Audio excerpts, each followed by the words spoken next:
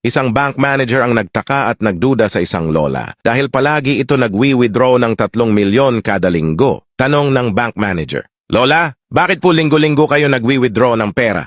Ano ho bang trabaho?" "Walay ho, napalanunan ko lang ito sa pustahan." Di naniniwala ang bank manager. "Ano ho bang pustahan yan? Parang di naman po kapani-paniwala." Sumagot ulit yung lola, "Sige, magpustahan tayo. 50K. Ang pusta ko ay square yang hugis ng itlog mo. Babalik ako bukas at magdadala ako ng kasama," sabi ng bank manager. "Sige, deal. Alam ko naman hindi square itlog ko eh." "Malalaman natin bukas," sagot ng matanda. Kinabukasan bumalik ang lola at may dalang kasama. Hinubad na ng bank manager ang kanyang pantalon. At hindi hugis square ang itlog nito kaya binigyan ng lola ng 50K ang manager. Sabi ng bank manager, "Paano ho kayo nagkakapera dun eh? Talo naman kayo." Bumulong yung lola. "May pustahan din kami nitong kasama ko. Sa halagang 500K, ipapakita mo ang